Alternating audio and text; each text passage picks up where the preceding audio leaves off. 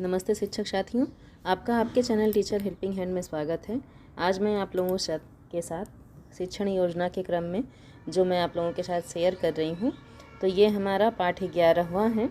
पाठ 11 पे हम लोग पहुँच गए हैं। तो मैं अपने शिक्षक साथियों से बताना चाहूँगी कि जो भी कक्षा 3 में पढ़ा रहे हैं, वो जो हमारी पंखुड़ी पाठ्य पुस्तिका है, उसमें से आप लोग जो भी जितने भी पाठ हैं, मैं सभी के शिक्षण योजनाओं को शेयर कर रही हूँ। उसे एक बार आप बना कर रख लें तो आपके लिए अच्छा रहेगा। और क्योंकि विभाग के द्वारा जब भी कोई चेक करने आ रहा है तो वो हमसे शिक्षण योजना मांग रहा है, तो उसी क्रम में पाठ 10 तक की शिक्षण योजना मैंने आप लोगों के साथ शेयर कर दिया था। ये पाठ 11 की शिक्षण योजना है। तो देखिए, सबसे पहले शिक्षण योजना दिनांक मैंने यहाँ नहीं लिखा है। कक्षा में कक्षा 3 विषय हिंदी, पाठ संख्या 11, प्रकरण हमारी पहेलियाँ वाला पाठ है ये। तो इस तरह से आपको लिख लेना है। प्रकरण पहेलियाँ, लर्निंग आउटकम है कि पहेलियों को समझकर सही जवाब दे पाते हैं और दूसरा स्वयं पहेलियाँ बना पाते हैं। सीखने सिखाने की सामग्री में श्यामपट्ट, पाठ्यपुस्तक, दीक्षा ऐप पर उपलब्ध सामग्री, शिक्षण अधिगम प्रक्रियाएं और गतिविधियां, ये हमारा अगला चरण होगा। तो इसमें प्रथम दिवस और द्वितीय दिवस 2 दिन पर हम लोग काम करेंगे। तो प्रथम दिवस इस तरह से आपको लिख लेना है। क्रम, संख्या, चरण, समय, आकलन का तरीका, ये सारे कॉलम बना लेने हैं। तो पहला है शिक्षण के आरंभ में। तो शिक्षक छात्रों के उन्हें पूर्व विदित एक पहेली समझने के लिए एक पूर्व विदित पहेली बोलता है। जैसे हरी थी मन भरी थी, लाल मोती जड़ी थी, दुशाला ओढ़े राजा जी के बाग में खड़ी थी। तो यह क्या है, इस पहेली का जवाब क्या होगा? कुछ अन्य पहेलियाँ बताइए। देश के प्रथम प्रधानमंत्री कौन थे? तो इस तरह से कुछ प्रश्न हम लोग अपने बच्चों से करेंगे, जिसका समय है 5 मिनट। आकलन का तरीका है अवलोकन व सहभागिता। तो ये हो गया हमारा।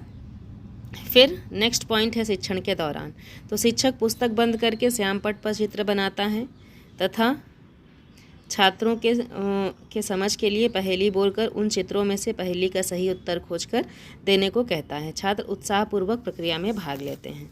ये हमारा दूसरा चरण है, जिसके समय है 15 मिनट और अवलोकन व सहभागिता है आकलन का तरीका। अब देखिए, तीसरे पॉइंट में आते हैं, गतिविधि है।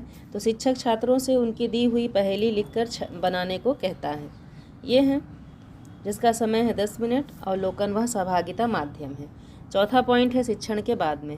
तो नीचे दी गई पहेली का क्रम कुछ बिगड़ गया है, पाठ को पढ़कर सही क्रम में लिखो। लगी है मैं जंजीर, पैरों लगाए दौड़ भी फिर के पर झूम पगडंडी चले पहुँचाए गाँव। अब इसे सही क्रम में बच्चे लगाएंगे। समय है 5 मिनट। माध्यम है अवलोकन व प्रश्नोत्तर। तो ये हमारा पहले दिवस का सारा कार्य हो गया। अब हम आते हैं अपने द्वितीय दिवस पर। तो द्वितीय दिवस हमें शिक्षण के आरंभ में यहीं से हम लोग स्टार्ट करेंगे। तो नीचे दिए गए उदाहरण में पहेली को वाक्य के रूप में लिखा गया है। इस प्रकार किसी एक पहेली को अपने शब्दों में लिखें। नीचे से पटकने पर मैं ऊपर जाती हूँ, ऊपर से नीचे आती हूँ, जिसका समय है 5 मिनट। आकलन का तरीका है अवलोकन व प्रश्नोत्तर। नेक्स्ट, फिर हम अपने सभी को जी भरकर खेल खिलाती हूँ। ये इसका नीचे से ऊपर से नीचे आती हूँ और सभी को जी भरकर खेल खिलाती हूँ। ये हमारी पहेली यहाँ पूरी होती है। दूसरा है शिक्षण के दौरान। तो शिक्षक छात्रों को पहेलियों से संबंधित वीडियो दीक्षा ऐप पर दिखाता है तथा उसकी पाठ संबंधित समझ को गहरा करता है। छात्र भी उत्साहपूर्वक शांति के साथ वीडियो को देखते हैं। समय 20 मिनट है। आकलन का तरीका है अवलोकन व सहभागिता। अब तीसरे पॉइंट में आते हैं हम लोग शिक्षण के बाद में। तीसरे पॉइंट में क्या है कि निम्न शब्दों के विलोम शब्द लिखिए। बढ़ता, गर्मी, चला, अंदर, पक्का, इन सब के विलोम शब्द। इसमें अगर आप चाहें तो कुछ और शब्द भी जोड़ सकते हैं, जिसका समय 5 मिनट है। माध्यम है अवलोकन व सहभागिता। लास्ट हम लोग आते हैं गृह कार्य पे। तो गृह कार्य, प्रत्येक शब्द के अंत में ली लगाइए। जैसे एक त्यौहार का नाम, एक फल का नाम, त्यौहार का नाम, पालतू जानवर का नाम, बंदूक से निकलती है क्या गोली, विशेष अवसरों पर घर आंगन के द्वार पर क्या बनाते हैं रंगोली। इस तरह से हम लोग अपने बच्चों को लगाकर लगाकर कहेंगे बनाने के लिए। लास्ट है हमारा आगामी कार्य योजना। तो शिक्षण के दौरान आने वाली कठिनाइयों के आधार पर शिक्षक आगामी कार्य योजना का निर्माण करेगा।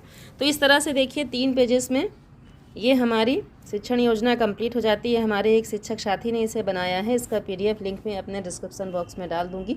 तो देखकर आसान तरीके से आप शिक्षण योजना बना लें। बहुत ज़्यादा हमें इसमें लिखने की आवश्यकता नहीं है, क्योंकि हम लोग जो लिखेंगे उसी के अनुसार हमें कक्षा का संचालन भी करना होता है। तो इसलिए आराम से, आसानी से, आसान तरीके से लिख डालिए, अपनी अपनी शिक्षण योजनाओं को कंप्लीट कर डालिए और विभाग के निरीक्षण के समय होने वाली परेशानियों से हम लोगों की बचत रहेगी। धन्यवाद।